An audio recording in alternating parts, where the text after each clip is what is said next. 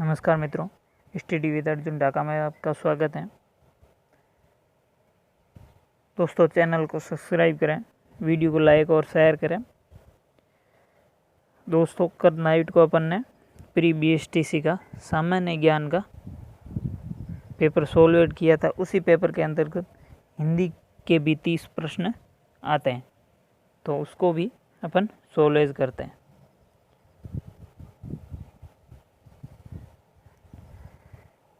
तो प्रश्न नंबर 1 है, असंगत को चुने।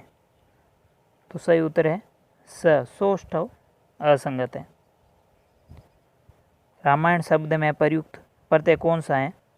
तो राम प्लस अयन, यानी अयन प्रत्यय है इसमें।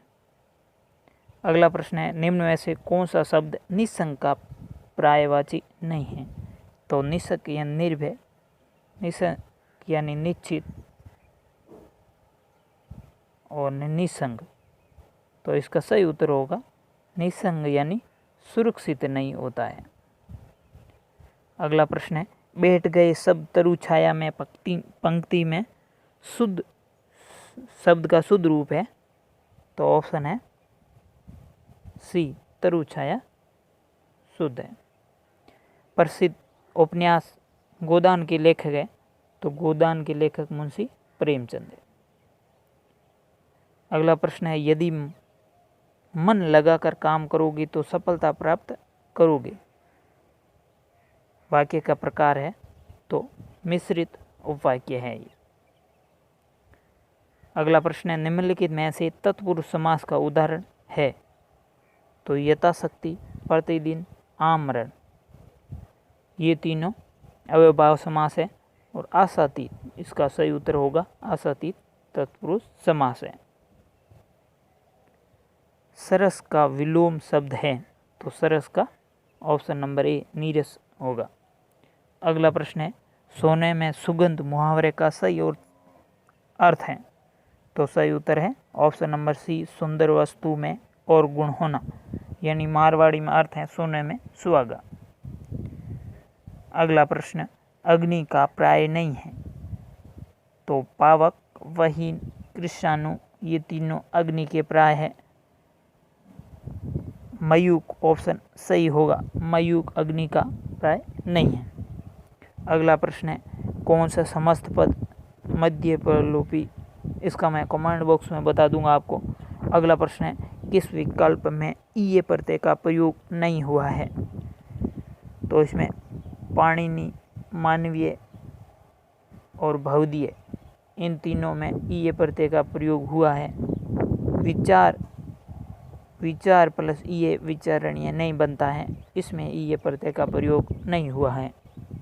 अगला प्रश्न है, एक अकेला 2 11 का अर्थ है? तो संगठन में शक्ति, ऑप्शन नंबर बी सही है। अगला प्रश्न है, वह हथियार जो हाथ में थाम कर चलाया जाता है वाक्यांश के लिए एक शब्द है? तो हाथ में थाम कर चलाया गया इसको शस्त्र कहते हैं, और फेंक कर चलाया जाता है उसको अस्त्र कहते हैं।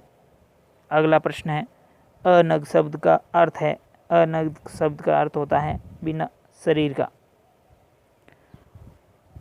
अगला प्रश्न है, वाक्यांश के लिए एक शब्द के संदर्भ में असंगत चुनिए। तो जिसे क्रय किया गया हो कृत कहलाता है, जिसका हाथ बहुत तेज चलता हो उसे सिप्रहस्त कहते हैं, जो कृत्रिम वेश धारण करने वाला इसे सिद्धमी वस्त्री कहते हैं, और इसका विकेसिनी ऑप्शन सही हो सकता है।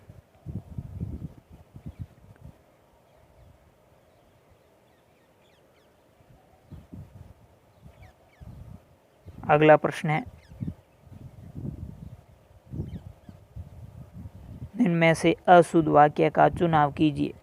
तो ऑप्शन नंबर 1 सही है, किसी और अन्य, इसमें कई सारे निपांतों का प्रयोग हुआ है। अशुद्ध वाक्य है वाग जल का संधि विशेष, तो वाक प्लस जल, वाक धन जल, ये ऑप्शन सही होगा।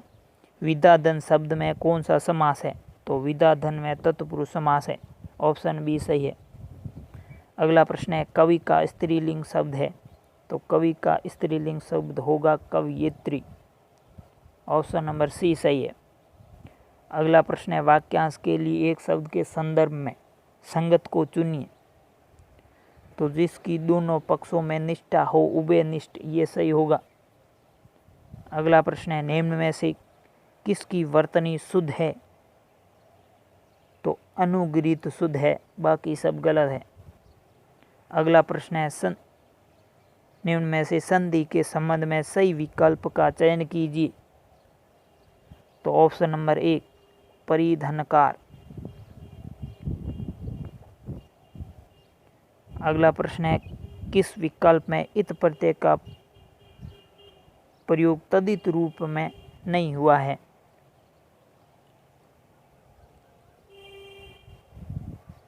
दुखित, याचित, मापित और लिखित। इसमें भी मैं आपको कमेंट बॉक्स में बताऊंगा। लिखित और मापित में से लिखित हो सकता है इसका। अगला प्रश्न है, अवधूत का अर्थ है। अवधूत का अर्थ अवध में रहने वाला हो सकता है।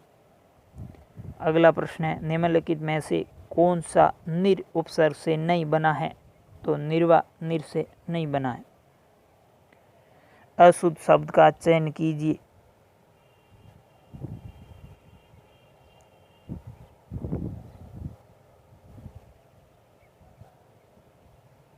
तो इसमें निरोगी में नी बड़ा होता है। आप भी कमेंट बॉक्स में बताना। अगला प्रश्न है, अंधे की लकड़ी मुहावरे का सही अर्थ है। तो एकमात्र सारा, ऑप्शन नंबर 3। अंतिम प्रश्न है, निम्न में से कौन सा शब्द परि उपसर्ग से बना है? तो सही ऑप्शन है परिधि। वीडियो पूरा देखने के लिए धन्यवाद दोस्तों।